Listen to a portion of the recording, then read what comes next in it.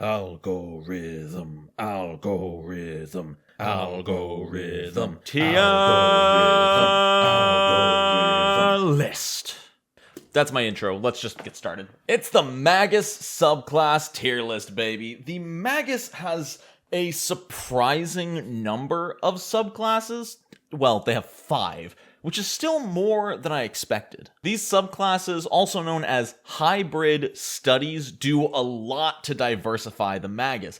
It basically decides what kind of weapon you're going to be using on that character, as well as giving you a unique focus spell, a completely unique augment to the Arcane Cascade feature, and 2 feats at levels 4 and 10 unavailable to any other Magus. Today, I'm going to talk about them, what they're good at, what they're bad at, and judge them from F tier to S tier based on their power, versatility, and most importantly, my personal opinion. But before we get into that, I want to thank the sponsor for today's video, Legendary Games, and their medium class supplement written by Luigi Liza. Luigi is a writer for our very own Sinclair's library, so I can attest to the quality of their designs. For the medium here, they have put a ton of emphasis on narrative design to ensure a high-quality storytelling experience for anyone who plays one of these characters, and that's no more apparent than right away with the medium subclasses, also called attunements. These range from utilizing the souls of mortals who have tried to pass on,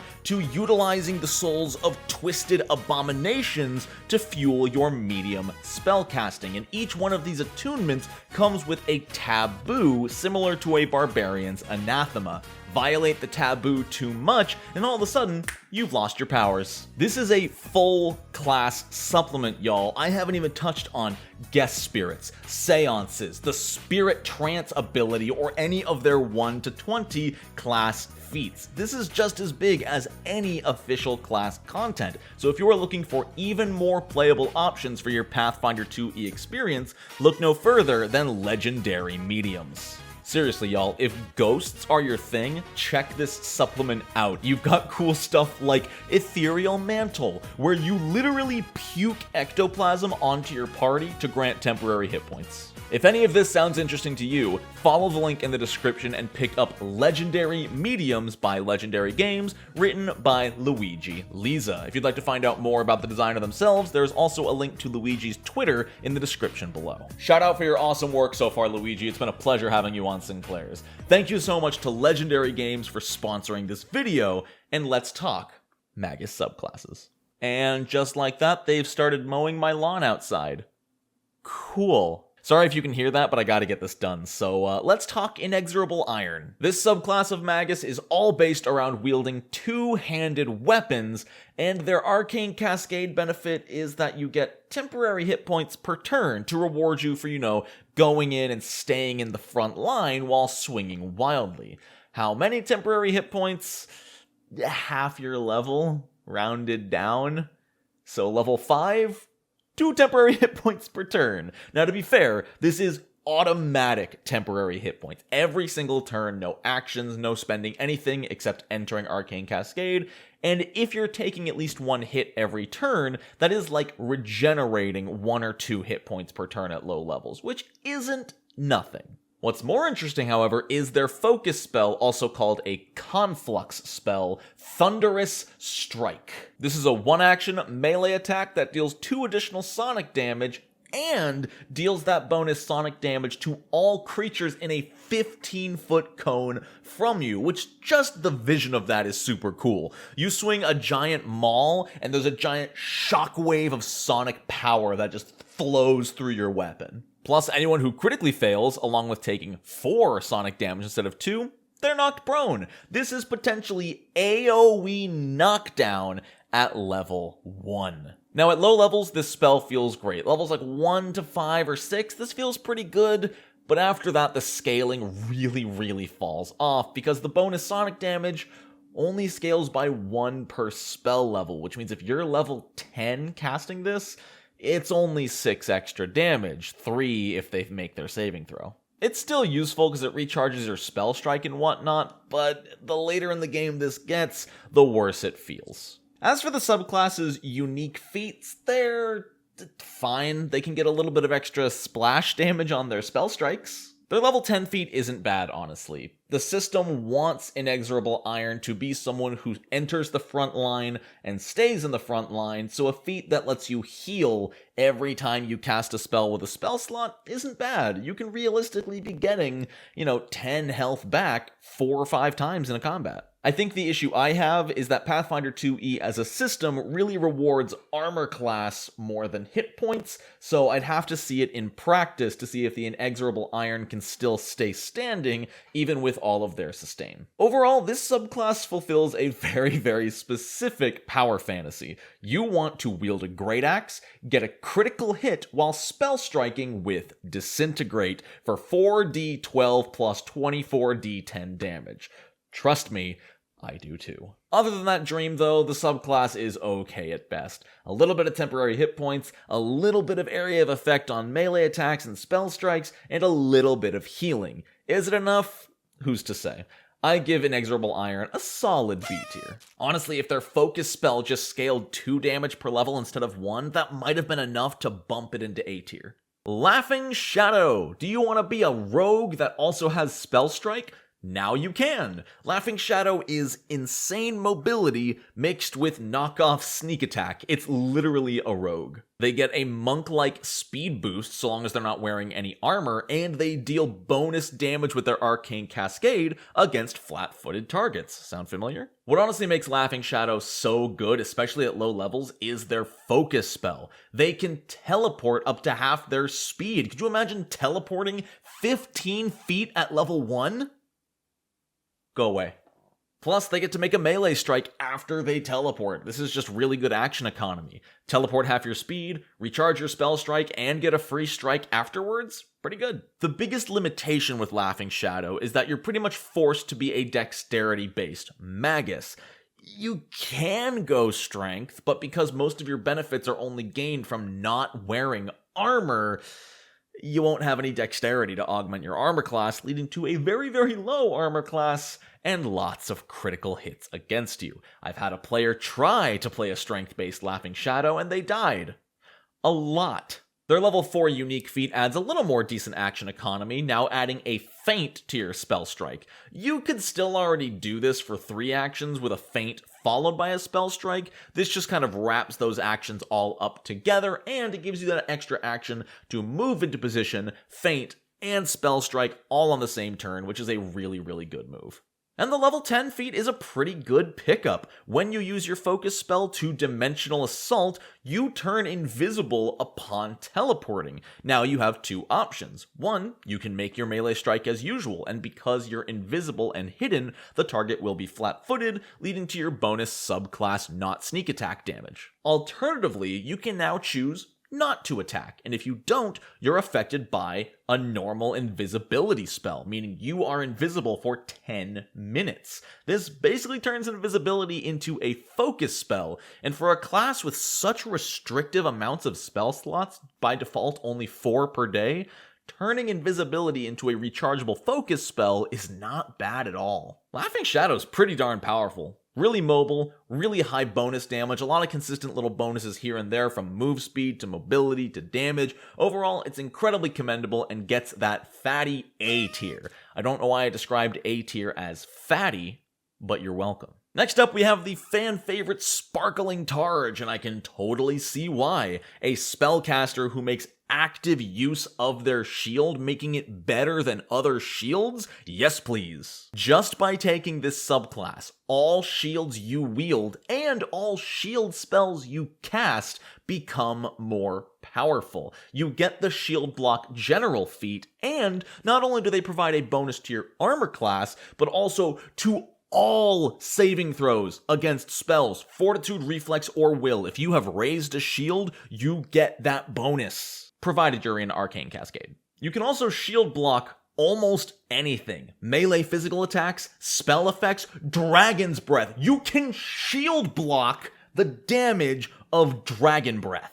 Oh, what, you need more just in the base subclass benefits? How about the fact that the hardness of any shield you have on is increased by Arcane Cascade's bonus damage? That's level 1 early on, scaling up to 3 additional hardness. Doesn't sound like a lot, but that's just extra permanent damage reduction every time you shield block. This is already in S tier territory, but let's keep going, why not? What about their focus spell? Well, it's nothing special, but it is amazing action economy. For 1 action and a focus point, you make a melee strike, you raise your shield, and you recharge your spell strike. Just being able to attack and raise shield is so good. This means on a turn, you could move, attack, raise shield, and you aren't stuck in that position of being forced to waste your 3rd action just to get your shield up. Sure, it costs a focus point, but it's well worth it. And their feats aren't bad either. Emergency Targe is just like the fighter's reactive shield, except it also works on melee spell attacks and any saving throw. You can auto raise a shield as a reaction to get that AC bonus on your saving throws as a reaction when you fail one. It's just so good. The weird part is it doesn't work on ranged spell attack rolls. It specifically says melee spell attack rolls and saving throws. So I don't know why it doesn't work on Scorching Ray, but here we are. And level 10 is just a flat upgrade to shield block. Now, whenever you shield block, you have the option to try and blind everybody in a 15-foot cone as a free action. Not even as a reaction, just as part of shield block. And it dazzles on a successful save. Why is this subclass so good? Sure, it doesn't really support the Magus's offensive capabilities all that much, but I don't think the Magus needs offensive support. Spell Strike on its own is so strong that these defensive options go a lot farther in keeping you safe and giving you all this different combat versatility. I love Sparkling Targe, and it is the easiest S tier I've ever given out. Starlit Span is a controversial subclass, and that's because the entire benefit of this subclass is that you can use Spell Strike with ranged weapons. You know, that thing Eldritch Archer could already do. That's it. No bonus damage. It doesn't even really augment Arcane Cascade. It just lets you Spell Strike with a ranged weapon. Now, this does have some small hidden bonuses, like the fact that any spell with lower range than your weapon gets to use your weapon's range instead. This means touch spells are suddenly super long range. If you're using a 100-foot range longbow, you can shock and grasp with that. But that's really all they get. Their focus spell isn't that interesting either. It gets to ignore the concealed condition when they make the strike with it, and it reduces cover by 1 stage, which at the end of the day will usually just reduce their armor class by 1. All this for a focus spell is fine, I suppose. Ignoring concealment is a little more useful. Cover doesn't come into play for me that often in my experience, at least not for enemies. Well, what about their unique feats? Is there anything super interesting there? Well, at level 4, they reduce the DC to shoot concealed and hidden targets by 2. So instead of hitting being a DC 11, it's a DC 9.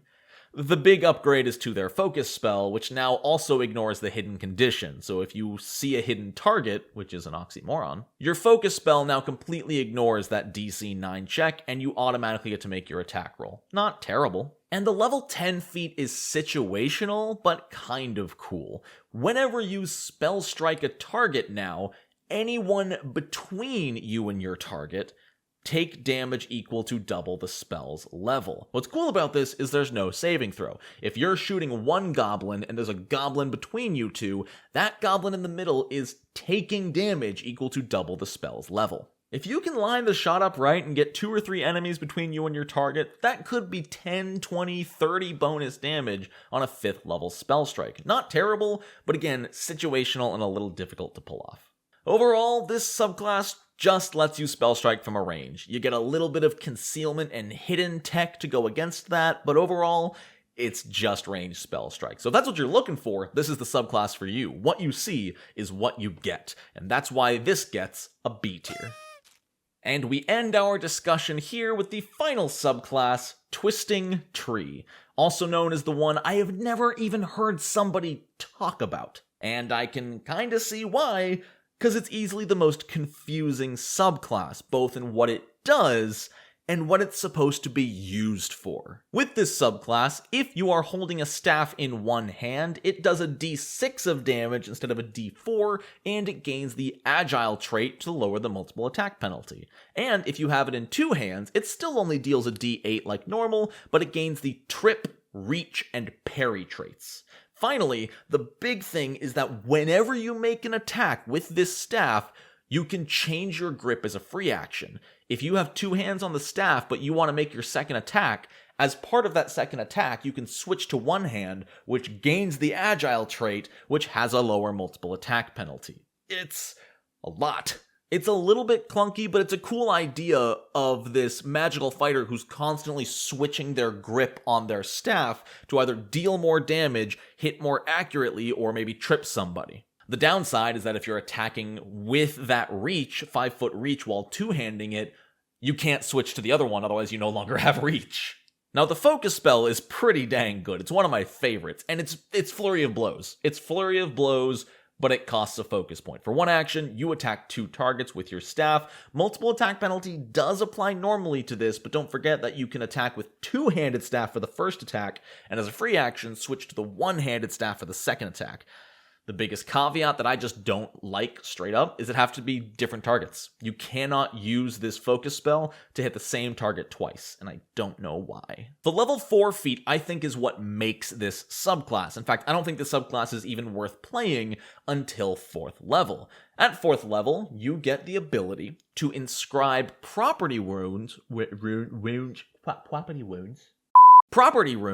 on magical stabs. Say you have a Staff of Fire. Usually, you can't put runes on that. It's just useful for casting spells. Well, now, you can put runes on it, cast spells with it, and because it's a staff, benefit from your subclass features and physically fight with it. Plus, all staves get the deadly d6 trait regardless of how you're holding it, meaning all of your critical hits are doing that much more damage. The reason I think this is so important is because the Magus is a limited spellcaster. They only get 4 spell slots per day, but utilizing a magical staff, they can convert their higher level spell slots into multiple lower level spell slots. Right at level 4, you could trade a second level spell slot for 2 first level spell slots, which means more spell strikes. Twisting Tree wants to spam their spell strikes with all of their spell slots all the time, and that's going to be really useful when utilizing a magical staff, both for the spells and for the weapon.